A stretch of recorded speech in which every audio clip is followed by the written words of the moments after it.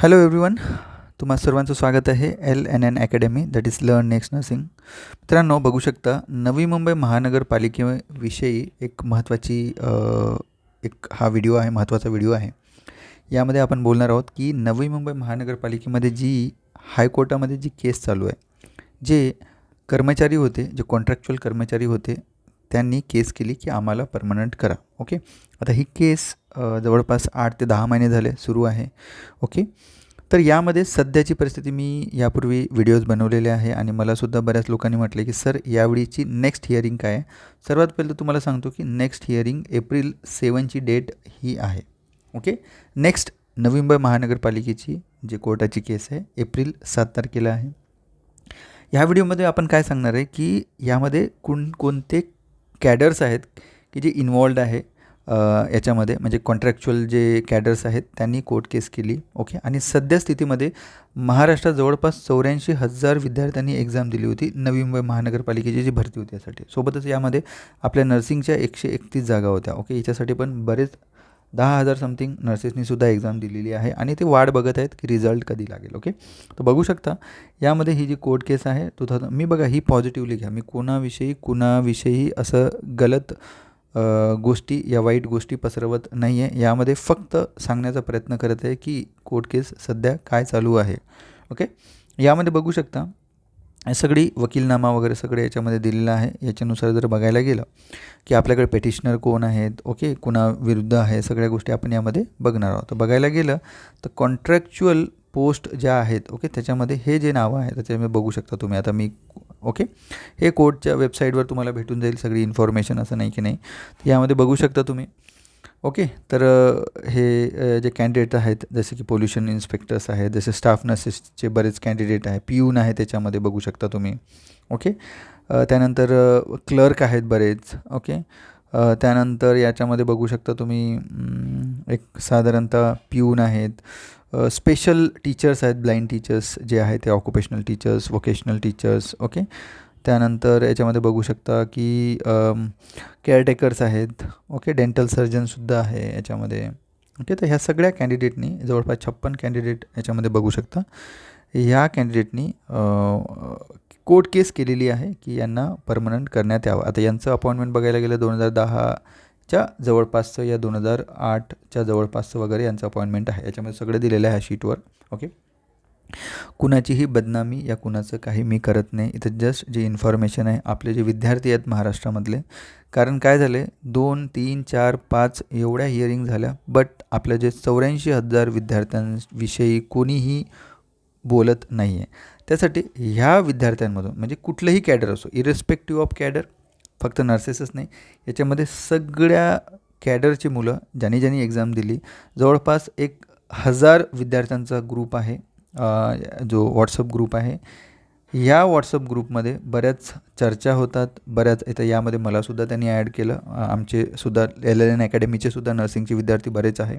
Okay, या सगळ्या विद्यार्थ्यांनी 1,000 रुपये जमा करून, ज्याला 1,000 जमले, ज्याला 500 जमले, असे पैसे जमा करून सध्या आपल्या वतीनं, या स्टुडंटच्या वतीनं, ज्यांना चांगले मार्क्स आहे, ज्यांना वाटतं की होप्स आहे आमचं सिलेक्शन होऊ शकते, जवळपास 1,000 विद्यार्थी आहे जे एकत्र जमले आहे, ग्रुप बनवलेला आहे आणि त्यांनी 1,000, 500 असं एक जमा करून सध्या कोर्ट म्हणजे एक चांगला वकील नेमला आहे आणि 7 एप्रिलला हे जे वकील आहेत ते ह्या स्टुडंटचं रिप्रेझेंटेशन करणार आहे. या व्हिडिओमधून मी फक्त एवढं सांगतो तुम्हाला की हे जवळपास 1,000 विद्यार्थी जे आहेत हे झटत आहेत, काम करत आहेत. बरेच विद्यार्थी झोपलेले आहेत, बरेच विद्यार्थी असं म्हणू शकतो की त्यांना काहीच माहिती नाही की काय चाललेलं आहे. NMMCची वाट बघत आहे की नवी मुंबई NMMC नवी मुंबई महानगरपालिकाचे रिझल्ट येईल आणि आमचं सिलेक्शन होईल. तर बाबांनो, सध्या आपला स्वतःचा राईट आहे. जसं कॉन्ट्रॅक्च्युअल जे हे आहेत, जे लोक आहेत, या जे कॉन्ट्रॅक्च्युअल जे कर्मचारी आहेत ते भांडत आहेत त्यांच्या हक्कासाठी, सेम लाईक दॅट हे 1,000 विद्यार्थीसुद्धा 84,000 विद्यार्थ्यांसाठी भांडत आहेत. ओके, बघा याच्यामध्ये कोण जिंकणार आणि कोण हरणार आय डोंट नो, बट जे माननीय कोर्ट आहे जो आदेश देईल, या कोर्ट जो फैसला देईल, ओके, तो आपल्या सगळ्यांना मानावं लागेल.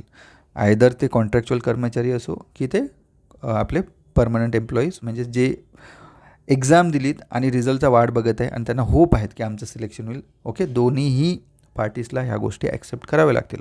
बट आपलं रिप्रेझेंटेशन, स्टुडंटच्या वतीनं रिप्रेझेंटेशन मी कुठल्याही हिअरिंगमध्ये बघितलेलं नाही की बाबा एवढे विद्यार्थी वाट बघत आहे, रिझल्ट लागला नाही अजून. ओके, याविषयी कुठल्याही चर्चा यामध्ये झाल्या नाही.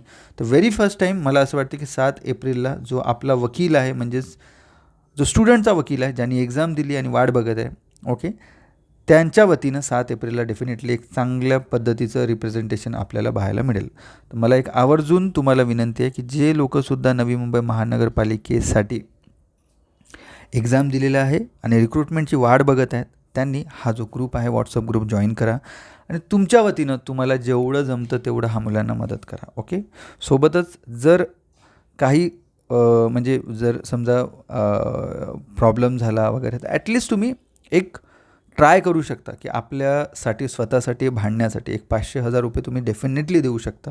मी आवर्जून सांगेल की एकत्र या आणि जे कोर्ट केस झालेली आहे त्याच्यामध्ये एक हा सगळ्या ज्या विद्यार्थ्यांना मदतीचा हात द्या. डेफिनेटली मी त्या ग्रुपचं जे लिंक आहे आपल्या व्हिडिओच्या डिस्क्रिप्शन बॉक्समध्ये टाकेन मी तुम्हाला. डेफिनेटली त्या डिस्क्रिप्शन बॉक्समध्ये जाऊन तो ग्रुप जॉईन करू शकता. जर तुम्हाला पटत असेल त्यांच्याशी बोला तुम्ही, तर तुम्ही पैसे पे करू शकता. बट आपल्या हक्कासाठी जर तुम्ही 500-1000 रुपये जर पे करून याच्यामध्ये जर सहभागी झाले तर डेफिनेटली त्यांनासुद्धा हेल्प होईल. ओके, इवन माझेसुद्धा स्टुडंट LNN अकॅडमीचे स्टुडंटसुद्धा यामध्ये जे नर्सिंगचे स्टुडंट आहेत, चांगले मार्क्सवाले स्टुडंटसुद्धा याच्यामध्ये इन्वॉल्ड आहेत. ओके, याच्यामध्ये ते सुद्धा झटत आहे आणि माझा त्यांना सर्वस्वी त्यांना काय म्हणतो सपोर्ट, कायमस्वरूपी माझा सपोर्ट आहे. ओके, ठीक आहे. सो एवढंच मला सांगायचं आहे की नेक्स्ट हिअरिंग 7 एप्रिलला आहे. स्टुडंटनी वकील लावलेला आहे. ओके, सो प्लीज ह्या स्टुडंटना जरा मदत करा.